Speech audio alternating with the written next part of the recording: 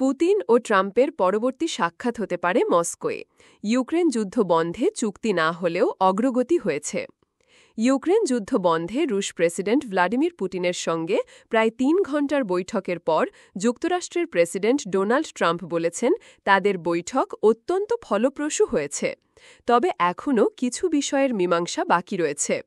যুক্তরাষ্ট্রের আলাস্কা অঙ্গরাজ্যের অ্যাঙ্করেজ শহরের এলমেন্ডর্ফ রিচার্ডসন সামরিক ঘাঁটিতে শুক্রবার দীর্ঘ এ বৈঠক শেষে পুতিনের সঙ্গে যৌথ সংবাদ সম্মেলনে একথা বলেন মার্কিন প্রেসিডেন্ট। ট্রাম্প বলেন, পরবর্তী সময়ে অগ্রগতি অর্জনের জন্য আমাদের খুব ভালো সুযোগ রয়েছে। মার্কিন প্রেসিডেন্ট জানান তিনি এখন ইউক্রেনের প্রেসিডেন্ট ভলোদিমির জেলেনস্কি ও ন্যাটো মিত্রদের সঙ্গে কথা বলবেন। চুক্তি শেষ পর্যন্ত তাদের ওপর নির্ভর করবে এবং তাদের সম্মত হতে হবে। চুক্তি না হওয়া পর্যন্ত কোনো চুক্তি নেই উল্লেখ করে ট্রাম্প বলেন, ব্যাপক অগ্রগতি হয়েছে, কিন্তু আমরা তা সেখানে পেলাম না। যৌথ সংবাদ সম্মেলনে রাশিয়ার প্রেসিডেন্ট পুতিন বলেন, ইউক্রেন যুদ্ধ বন্ধের বিষয়েও তিনিও আন্তরিকভাবে আগ্রহী। এই যুদ্ধকে ট্র্যাজেডি হিসাবে উল্লেখ করে তিনি বলেন, যুদ্ধ বন্ধের জন্য এই যুদ্ধের মূল কারণগুলো নিরসন করতে হবে। বৈঠকে আলোচনার কেন্দ্রে ইউক্রেন সংঘাত ছিল জানিয়ে রুশ প্রেসিডেন্ট বলেন, একটি স্থায়ী ও দীর্ঘমেয়াদী সমাধানের জন্য আমাদের এই সংঘাতের মূল কারণগুলো নির্মূল করতে হবে। তবে মূল কারণগুলো বলতে কী বুঝিয়েছেন তার বিস্তারিত তিনি উল্লেখ করেননি। ভ্লাদিমির পুতিন বলেন, ইউক্রেনীয় ও ইউরোপীয়রা শান্তি প্রক্রিয়ায় বাধা না দেওয়ার পথ বেছে নেবেন বলে আশা করছেন তিনি। রুশ প্রেসিডেন্ট বলেন, শুভ কামনার স্বর প্রকাশের জন্য আমি ট্রাম্পকে ধন্যবাদ জানাতে চাই। একই সঙ্গে তিনি বলেন, উভয় পক্ষকেই ফলাফলের দিকে নজর দিতে হবে। পুতিন আরও বলেন, ট্রাম্প স্পষ্টত তার দেশের সমৃদ্ধির বিষয়ে মনোযোগী, তবে তিনি এটাও বুঝেছেন রাশিয়ারও নিজের স্বার্থ রয়েছে।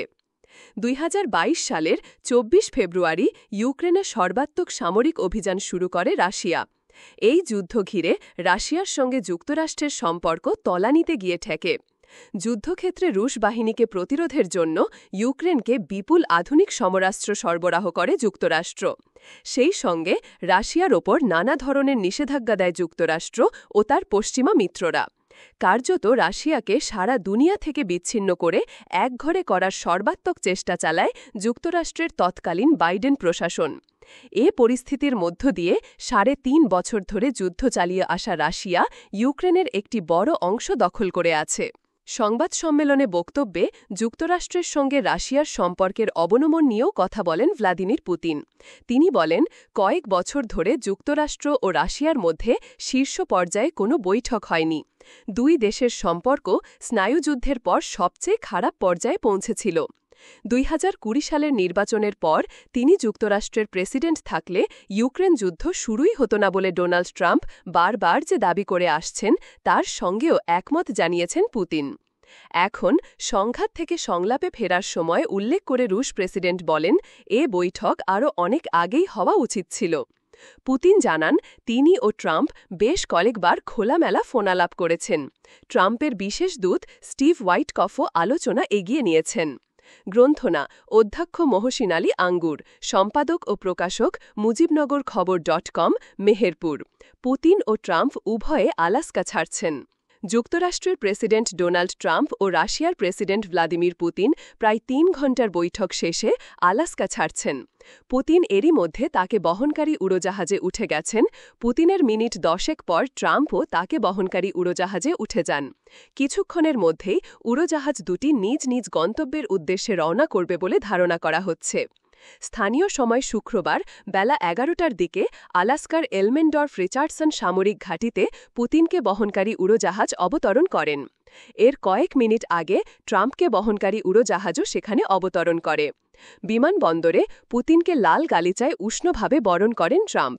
এরপর মার্কিন প্রেসিডেন্টের গাড়িতে করে দুই নেতা বৈঠকস্থলে যান। সেখানে তাদের মধ্যে প্রায় ৩ ঘণ্টার বৈঠক হয়। বৈঠকে উভয় পক্ষেরও আরও ২ জন করে অফিসার ছিলেন। রুদ্ধদ্বার বৈঠক শেষে ট্রাম্প ও পুতিন যৌথ সংবাদ সম্মেলনে আসেন। তারা বৈঠক ফলপ্রসূ হয়েছে বলে মন্তব্য করেন।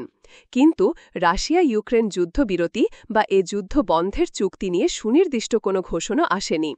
তবে ট্রাম্প ও পুতিন শীঘ্রই আবার দেখা করতে পারেন এমন একটি ইঙ্গিতের মধ্য দিয়ে সংবাদ সম্মেলন শেষ হয়। তাদের পরবর্তী বৈঠক হতে পারে মস্কোয়।